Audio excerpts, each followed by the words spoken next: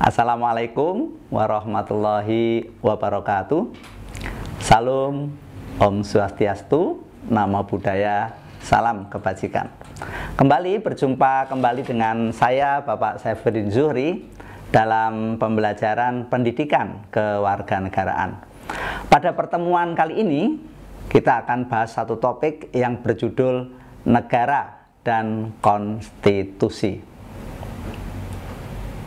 Di dalam Negara Kesatuan Republik Indonesia, kita sudah sama-sama sepakat bahwa demokrasi kita pilih sebagai mekanisme di dalam proses berbangsa dan bernegara. Termasuk di dalamnya bagaimana mekanisme memilih pemimpin, bagaimana proses-proses pembuatan konstitusi, pelayanan publik, dan lain sebagainya. Kita sudah sama-sama sepakat demokrasi sebagai pilihannya. Nah, sebagaimana sudah dijelaskan pada minggu yang lalu atau pada seri sebelumnya, apa itu demokrasi, bagaimana cakupannya, dan bagaimana prinsip-prinsip nilai utamanya, maka di dalam negara demokrasi tak terhindarkan harus didampingi yang namanya konstitusi. Namun para pembelajar untuk memudahkan memasuki pemahaman mengenai apa itu konstitusi, mari kita ingat kembali tentang filosofi dari pentingnya kehadiran negara dalam hidup kita. Dulu sudah pernah kita jelaskan bahwa fungsi kehadiran negara yang saya simbolkan dengan garis merah di tengah ini adalah sebuah institusi, sebuah lembaga, sebuah otoritas yang memiliki kewenangan untuk menarik garis keseimbangan antara kelompok yang atas dan kelompok yang bawah. Negara harus berposisi di tengah. Baik ketika berhadapan dengan si kaya atau dalam konteks kekinian mungkin isu-isu aktual terkait dengan investor, dan terkait dengan ketika berhadapan dengan kelompok buruh atau orang miskin, maka posisi negara harus berada di tengah. Bagaimana si miskin dilindungi ke tengah, ke atas, dan bagaimana investor diberi beban tanggung jawab ke bawah. Ini semua adalah dalam kerangka supaya bisa menjaga keseimbangan di dalam kehidupan bersama. Nah, karena negara memiliki kewenangan yang sedemikian besar dan sah, dan bahkan memiliki kewenangan untuk memaksa sekalipun, maka sebagai sebuah negara yang memiliki konstitusi tidak bisa dibiarkan ketika melaksanakan kewenangannya itu semena-mena atau tanpa batas. Maka disitulah sebetulnya negara walaupun diberi kewenangan untuk mengatur keseimbangan ini, dia tetap memiliki titik-titik dan garis-garis batas yang harus ditaati. Nah, para pembelajar di sini mungkin bisa memberi penjelasan lebih lanjut mengenai di manakah peran negara dalam konteks negara konstitusi. Nah, tadi sudah saya jelaskan bahwa negara harus berdiri di tengah antara si miskin dan si kaya, antara investor dan buruh, antara si kuat dengan si lemah. Maka negara diberi kewenangan berada di garis tengah ini. Tetapi harus kita ingat bahwa ketika negara memegang kendali, memiliki otoritas, memiliki kewenangan, memiliki legalitas untuk menjalankan fungsinya itu, maka tetap saja dalam sebuah sistem kehidupan bersama, dalam kehidupan berbangsa dan bernegara, negara harus dibatasi.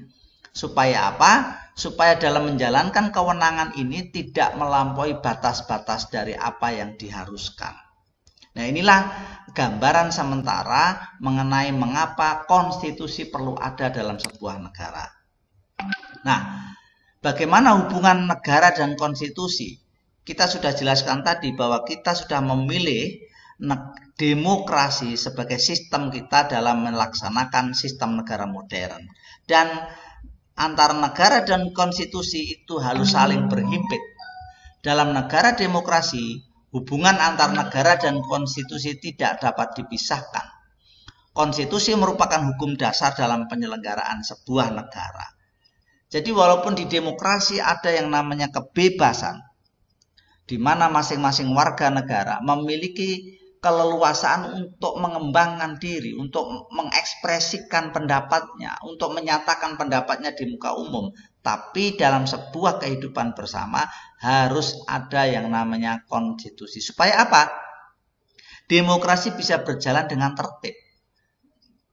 Hak-hak warga negara terlindungi, kepentingan-kepentingan bersama lebih diutamakan, ketertiban sosial bisa ditegakkan. Itulah mengapa konstitusi perlu ada. Ya, jadi demokrasi bukan serta-merta kemudian kebebasan tanpa batas. Demokrasi harus didampingi dengan apa yang disebut dengan konstitusi. Nah, kemudian ada istilah konstitusionalisme, ada sebuah paham di mana dalam sebuah negara yang berprinsip pada peraturan-peraturan dasar itu ada dua dimensi. Ada istilah hak dasar rakyat. Mengapa konstitusi perlu ada adalah karena alasannya apa? Ada hak-hak dasar rakyat yang perlu dilindungi. Ingat bahwa masing-masing individu, masing-masing warga negara memiliki hak dasar yang melekat. Itulah yang disebut dengan hak asasi manusia. Hadirnya negara sesungguhnya tidak untuk melenyapkan hak dasar itu, tapi justru sebaliknya untuk melindungi hak-hak dasar itu. Maka di situ diperlukan adanya aturan-aturan dasar. Dalam kerangka apa? Menjaga hak dasar itu, bukan melenyapkan itu. Kedua, kekuasaan yang diberikan oleh negara, tadi yang sudah saya jelaskan, sebagai pemegang otoritas untuk memaksa, menegakkan keseimbangan, menegakkan ketertiban sosial, maka kekuasaan yang diamanahkan kepadanya harus dibatasi. Tidak boleh melampaui batas, tidak boleh sewenang-wenang. Ya, oleh sebab itu ada dua istilah penting di dalam negara konstitusi ini. Ada istilah power turn corrupt and absolute power corrupt absolutely. Kekuasaan itu punya kecenderungan korup. Ya. Apalagi kalau kekuasaan dalam pengertian ini adalah kekuasaan tanpa batas. Maka dia memungkinkan kalau kekuasaan terlalu lama, terlalu kuat, tanpa kontrol, maka mengakibatkan sangkar besi kekuasaan. Disinilah kemudian pemegang kekuasaan memiliki kecenderungan untuk sewenang-wenang, untuk abuse of power, menyalahgunakan kekuasaan. Dan kalau itu terjadi, maka kekuasaan itu juga punya potensi, sangat berpeluang melakukan korupsi yang absolut pula. Itulah mengapa perlu dibatasi. Inilah istilah pertama yang perlu kita pahami di dalam negara konstitusi. Kedua adalah government by law, not by man. Kekuasaan itu, pemerintahan itu dikelola, diatur, dipegang, dikendalikan oleh hukum, ya, bukan oleh manusia, bukan oleh perseorangan. Ya, makanya kekuasaan pemerintahan itu lebih sebagai sistem, bukan sebagai individu. Jadi kalau ada pengelolaan kekuasaan, pengelolaan pemerintahan lebih diwarnai oleh karakter-karakter individu, lebih dikendalikan oleh obsesi, oleh ambisi individu, maka itu tidak benar dalam sebuah negara konstitusi. Jika seseorang menjabat sebagai pejabat pemerintah, sebagai pemimpin, maka keputusan-keputusannya, kebijakan-kebijakannya, termasuk perilakunya lebih sebagai sebuah representasi sistem daripada kecenderungan-kecenderungan dan ambisi-ambisi individu. Inilah yang harus dipisahkan. Maka kalau seseorang sudah menjadi pejabat publik, sejak dari keputusannya sampai perilakunya harus berada dalam koridor negara konstitusi. Dia diatur, dia terbatas. Dan apa yang dilakukan adalah dalam konteks sistem, bukan individu. Nah, itulah yang dimaksud dengan konstitusionalisme. Para pembelajar yang budiman, mungkin deskripsi ini bisa Anda baca sendiri. Yang intinya adalah konstitusionalisme merupakan gagasan bahwa pemerintahan merupakan suatu kumpulan aktivitas yang diselenggarakan memang atas nama rakyat. Tetapi ingat bahwa dia harus tunduk pada pembatasan supaya bisa menjamin kekuasaan yang dipegang itu untuk supaya tidak disalahgunakan, abuse of power, semata-mata supaya digunakan untuk kepentingan rakyat. Anda bisa baca kembali, Anda bisa ingat kembali bagaimana mekanisme kedaulatan rakyat itu dikonversikan dari rakyat, oleh rakyat, untuk rakyat. Itulah mekanisme di dalam pengelolaan kekuasaan. Selalu dari rakyat tapi diorientasikan kembali kepada rakyat. Nah, itulah mengapa perlu konstitusi dalam negara demokrasi. Nah, di dalam konteks Indonesia, negara demokrasi itu ada istilah diksi yang sangat populer disebut dengan negara hukum, ya. Artinya pengelolaan negara itu harus berdasarkan pada aturan hukum. Nah, para peserta pembelajar, ada beberapa ciri dari negara konstitusi. Pertama, konstitusi itu membatasi kekuasaan pemerintahan atau penguasa agar tidak bertindak sewenang-wenang terhadap warganya. Ingat bahwa kekuasaan yang dipegang oleh seorang pemimpin itu adalah sebuah amanah, di mana amanah itu diberikan oleh pemegang yang sejati, yaitu rakyat. Nah, maka ketika dia melaksanakan amanah itu tidak boleh mengkhianati dan mengingkari siapa yang memberi mandat itu. Nah, itulah konstitusi dalam ciri yang pertama. Yang kedua, konstitusi itu menjamin hak dasar dan kebebasan warga negara. Ingat bahwa negara itu hadir bukan untuk melenyapkan hak dasarnya, hak asasinya. Justru negara itu hadir untuk menjamin hak-hak dasar yang melekat, seperti hak untuk hidup, hak untuk memeluk agama tertentu, hak untuk mendapatkan jaminan keamanan, jaminan kesejahteraan, hak untuk berekspresi, mengeluarkan pendapatnya, dan lain sebagainya. Jadi hadirnya negara bukan untuk melenyapkan itu, tapi justru untuk mengelola bagaimana hak-hak dasar itu terlindungi, bahkan bisa berkembang.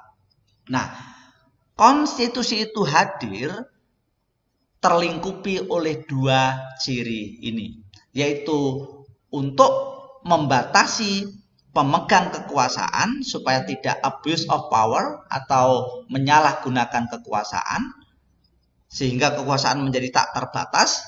Kedua, justru untuk melindungi hak-hak dasar warga.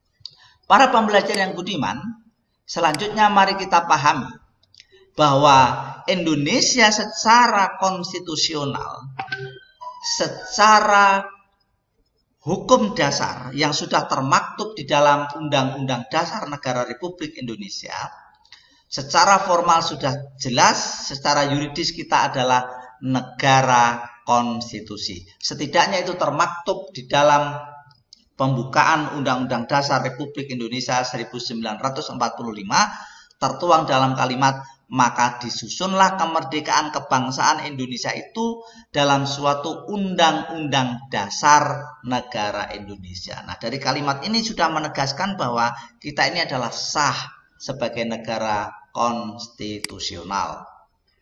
Nah, para pembelajar silakan dibaca sendiri. Ini pengertian dasar baik secara etimologis maupun terminologis apa yang dimaksud dengan apa itu konstitusi, ya. Asal dasar katanya dari bahasa Perancis, constituer, ya, berarti membentuk, mendirikan atau menyusun, atau constitution berarti susunan atau pranata masyarakat. Secara garis besar bisa kita ambil intisarinya bahwa konstitusi merupakan sebuah norma sistem politik dan hukum bentukan pada pemerintahan negara. Ini biasanya dikodifikasikan sebagai dokumen tertulis, ya.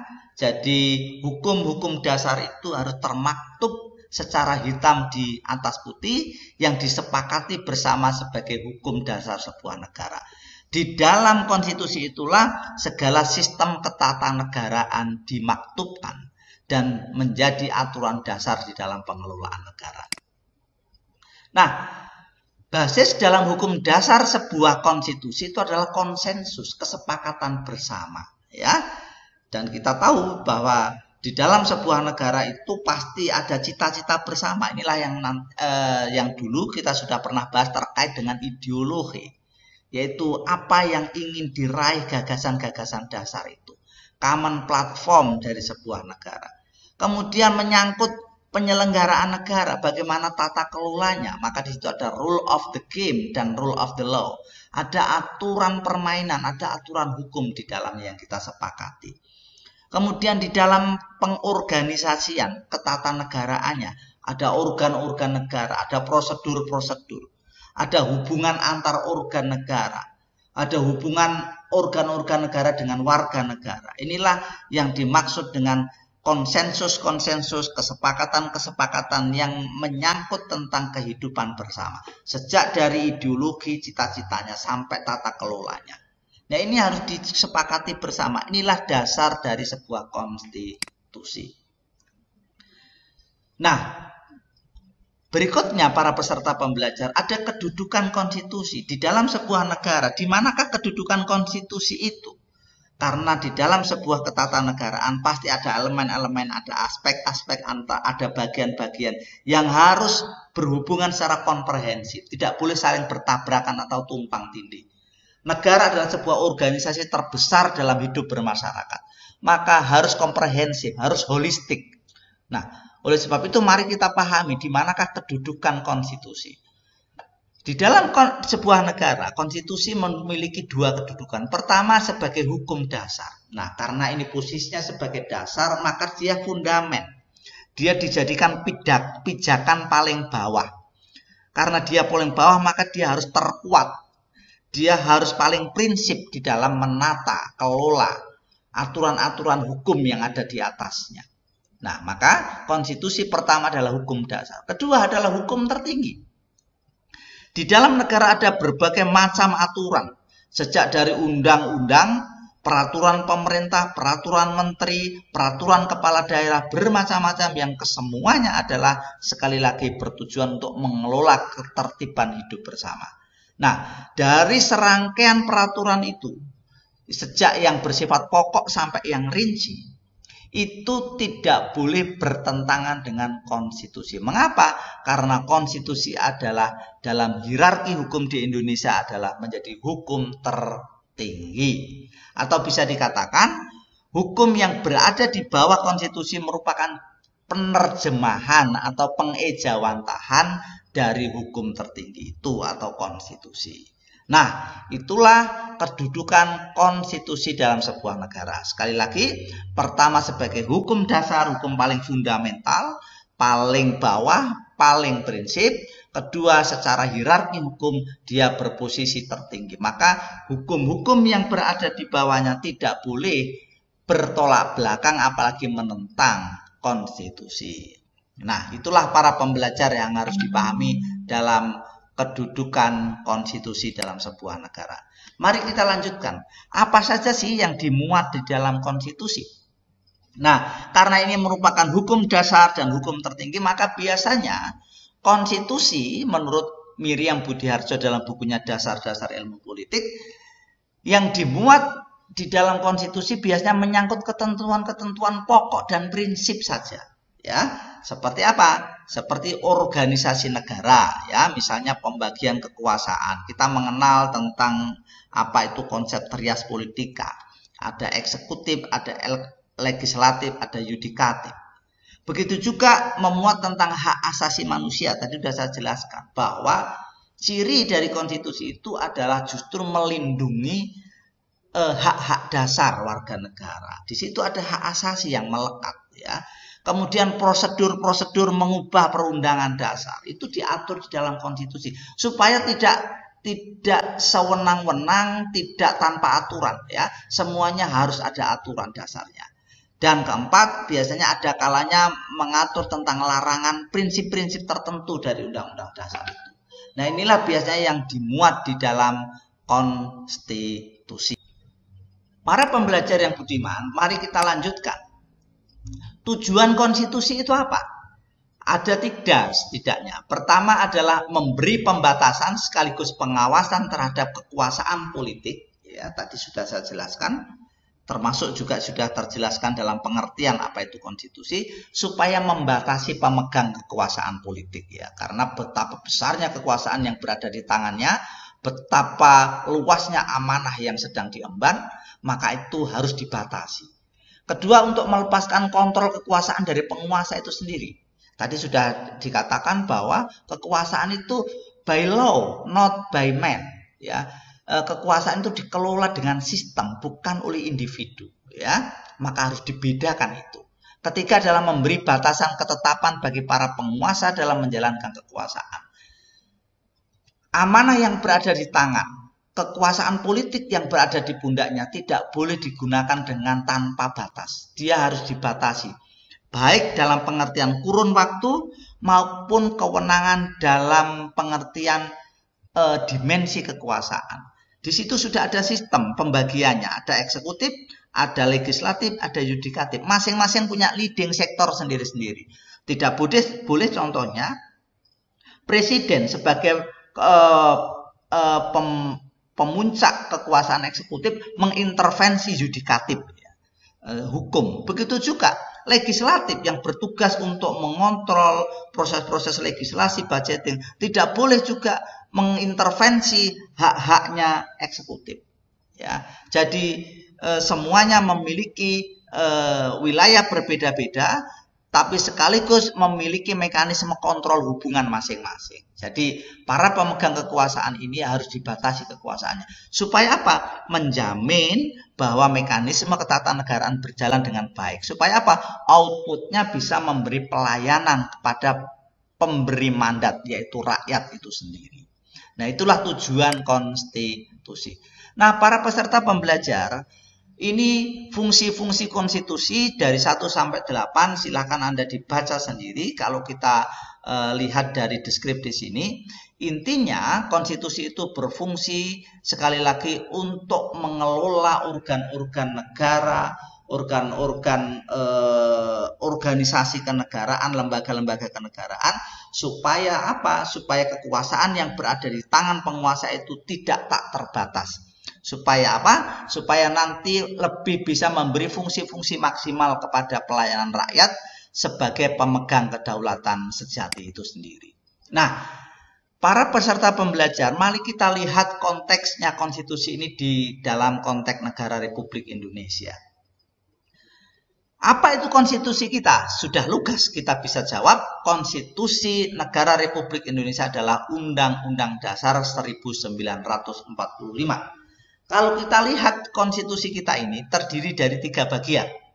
Pertama, konstitusi Indonesia mengandung falsafah negara atau filsafat negara. Apa itu? Itulah Pancasila.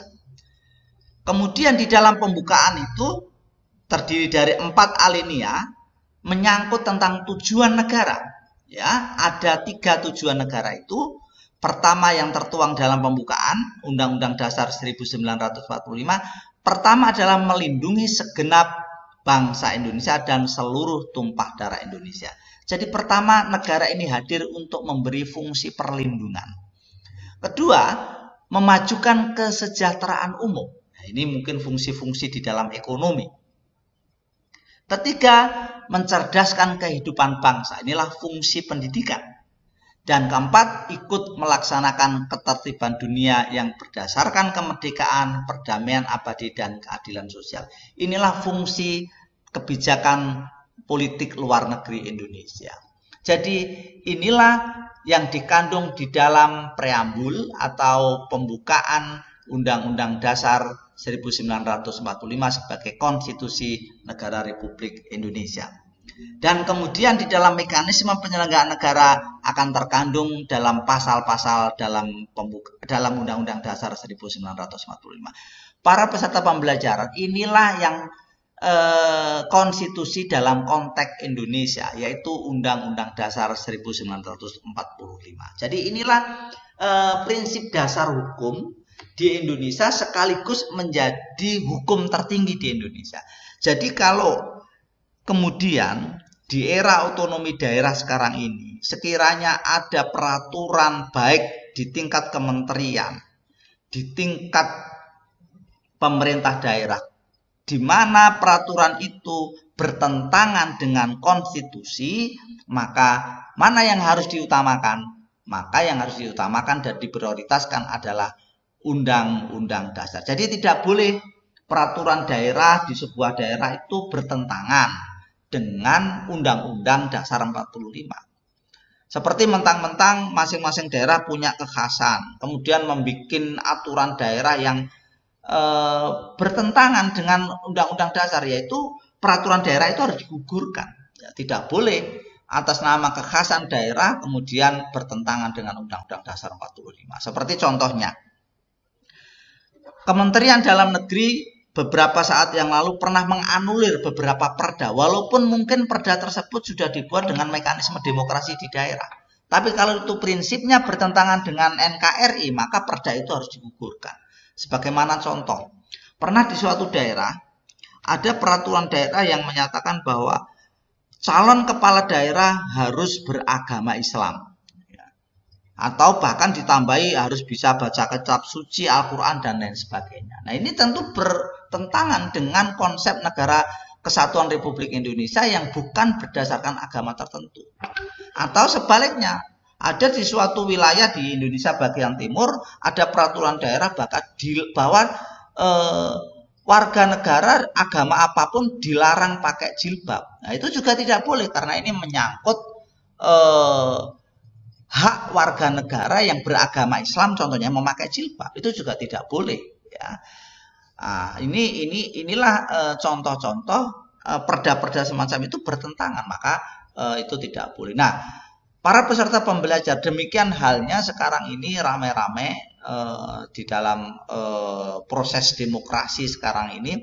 Baru-baru ini heboh muncul Undang-Undang Omnibus Law. Nah, sekarang kita lihat Undang-Undang Omnibus Law itu Cipta Kerja itu bertentangan enggak? Kalau ada pasal-pasal yang bertentangan, maka atas nama konstitusi undang-undang itu harus dikalahkan, ya, harus dilebih utamakan Undang-Undang Dasar 45.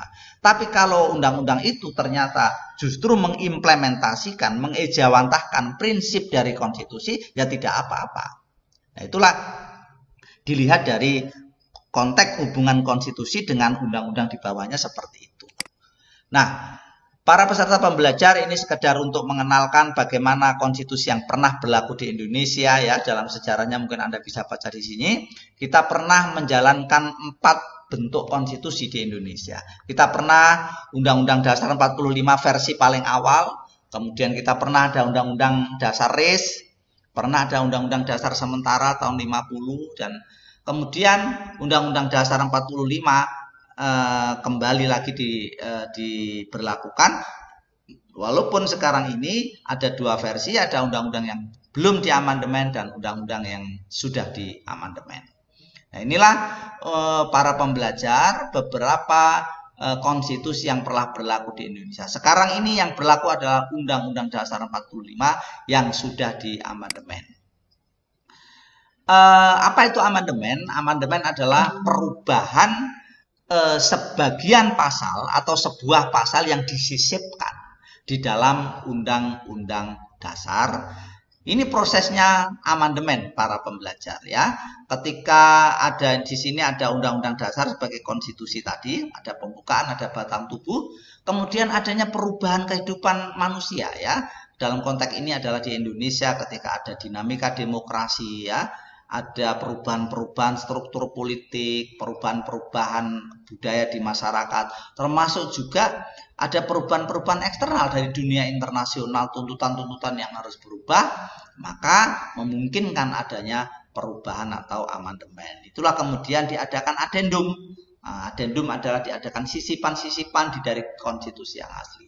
Ya, itulah amandemen. Nah, kalau kita lihat ada berapa kali amandemen setelah era reformasi ini? Ada 4 kali amandemen, ya. Sejak tahun 99, kemudian tahun 2000, 2001 dan 2002. Mohon para peserta pembelajar untuk memahami, meneliti lebih detail apa saja bentuk amandemen itu yang mengakibatkan tata kelola ketatanegaraan kita berubah, ya. Ada 4 kali. Mohon dibaca secara mandiri. Kemudian ada beberapa pasal yang tidak boleh dirubah, ya. Di antaranya adalah tentang bentuk negara kesatuan. Para peserta pembelajar harap diingat, kita ini termasuk jenis bangsa bentukan, di mana salah satu aspek dalam bentukan itu adalah bentuk negara kita, yaitu negara kesatuan. Kalau itu dirubah, maka kita tidak lagi menjadi Indonesia, karena itu bagian dari identitas bentukan negara kita. Maka di pasal 1 ayat Undang-Undang 45 itu tidak boleh dirubah, tidak boleh diamandemen. Tapi pasal-pasal yang lain yang tidak begitu prinsip boleh. Seperti contohnya begini. Dulu zaman Pak Harto, pemilihan presiden itu melalui perwakilan. Nah, sekarang presiden maupun kepala daerah dipilih secara langsung oleh rakyat. Dulu sistem pemerintahan bersifat sentralistik, ya. Sekarang ada otonomi daerah dan lain sebagainya. Silakan, itu semua tertuang di dalam pasal-pasal amandemen. Para peserta pembelajar, inilah salah satu contoh implikasi kalau sebuah undang-undang sudah diamandemen itu berimplikasi pada tata kelola kenegaraan. Karena apa? Karena konstitusi itu adalah sinonimnya atau kata lain dari ketatanegaraan. Nah, ini implikasinya. Dulu sebelum diamandemen, lembaga tertinggi itu MPR, ya. Baru di bawahnya ada DPR, Presiden, BPK, DPA, dan MA. Walaupun pada prakteknya zaman Soeharto, dulu presidenlah yang paling kuat, ya. Tapi setelah diamandemen, ya, oleh perubahan-perubahan politik, dinamika demokrasi, ya, kemudian berubah susunan setelah diamandemen itu seperti ini. Sekarang yang paling kuat adalah rakyat, karena rakyat berhak memilih secara langsung, baik eksekutif maupun legislatif. Nah, kemudian di sini ada lembaga MPR yang dulu sebagai lembaga tertinggi, sekarang hanya sebagai forum saja bagi legislatif yang untuk mengontrol jalannya pemerintahan, ya. Kemudian kebijakan-kebijakan pemerintah, ya, sekarang dikontrol langsung oleh rakyat, yang nanti korelasinya adalah berimplikasi apakah dia dipilih kembali atau tidak, ya. Inilah struktur ketatanegaraan kita setelah diamandemen, ya. Saya kira ini hanya gambar yang lain. Ini sistem ketatanegaraan kita, bentuk negaranya kesatuan, bentuk pemerintahannya republik, sistem pemerintahannya presidensil, ya, bukan parlementer, kemudian sistem politiknya demokrasi. Ini juga gambar lain lembaga-lembaga negara yang harus Anda kenal, seperti ada BPK, Presiden, DPR, MPR, DPD, dan lain sebagainya. Para peserta pembelajar, hal-hal seperti ini mohon untuk dipahami dengan cermat, dan pakailah analisis terhadap situasi ketatanegaraan kita. Karena kalau kita tidak paham, sering sekali kita dalam mengelola negara itu salah kaprah, ya. Karena apa? Masing-masing lembaga negara itu memiliki leading sektor, walaupun ada tata kelola hubungannya masing-masing, ya. Ada hubungannya, tetapi memiliki leading sektor masing-masing, sehingga nanti kita tidak keliru. Seperti contohnya, ya, gubernur turut serta memprotes undang-undang Omnibus Law, bahkan menandatangani, turut mengajukan ke presiden. Ini menurut ketatanegaraan keliru, karena itu ranahnya legislatif. Gubernur dan kepala daerah itu adalah bagian dari eksekutif, dia berada di bawah presiden. Mestinya dalam sebuah kebijakan, termasuk di dalam pengesahan undang-undang itu, peraturan itu menjadi bagian dari keputusan presiden. Tetapi kita lihat dalam dinamika politik akhir-akhir ini, justru ada beberapa kepala daerah, entah karena ada agenda politik tertentu, menjadi bagian dari protes terhadap undang-undang Omnibus Law. Saya mengatakan ini bukan dalam kerangka mendukung atau menolak, ya, karena Omnibus Law memang pada prinsip maupun prosedurnya memang bermasalah. Tetapi dalam mekanisme bernegara ini tentu salah, ya. Ketika kepala daerah justru bagian dari penggugatan terhadap undang-undang Omnibus Law, karena ini salah ranah, ya, karena ranah pengontrolan terhadap kebijakan itu berada di ranah legislatif. Mestinya DPR, wakil-wakil rakyat itu, bukan kepala daerah. Nah, ini contoh mengapa kita perlu memahami ketatanegaraan. Demikian halnya terhadap keputusan yudikatif. Presiden itu tidak boleh mengintervensi keputusan-keputusan yudikatif, karena itu ranah hukum, ranahnya yudikatif. Kepolisian, kejaksaan, pengadilan lah yang memutuskan. Tidak boleh presiden mengintervensi si A harus dihukum atau tidak. Nah, itulah ketatanegaraan harus tahu begitu. Begitu juga DPR, ini adalah ranah legislatif. Dia mengontrol, mengawasi proses-proses legislasi dan budgeting. Tidak boleh DPR itu kemudian minta anggaran sendiri, kemudian membangun jalan aspal, atau mengalokasikan secara langsung, itu tidak boleh. Dia hanya fungsi pengawasan sebetulnya. Kalaupun toh ada budgeting, adalah budget dalam pengertian untuk alokasi saja, bukan realisasi. Nah, inilah yang perlu dipahami dalam hubungan-hubungan ketatanegaraan kita. Nah, para pembelajar, inilah slide-slide yang sudah saya buat. Mungkin Anda bisa memahami ini, dikembangkan lebih lanjut, ya. Apa itu hak interpelasi, hak angket Dewan Perwakilan Rakyat, semuanya sudah saya jelaskan. Demikian tadi paparan tentang negara dan konstitusi. Kita sebagai negara konstitusional tentu penting untuk membahas topik ini. Saya berharap para peserta pembelajar menelaah lebih jauh tentang pengembangan dan pendalaman dari topik negara dan konstitusi. Mari kita diskusikan di dalam proses dialog kelas nanti. Demikian, sampai jumpa pada pembahasan yang akan datang. Semoga bermanfaat. Wassalamualaikum warahmatullahi wabarakatuh.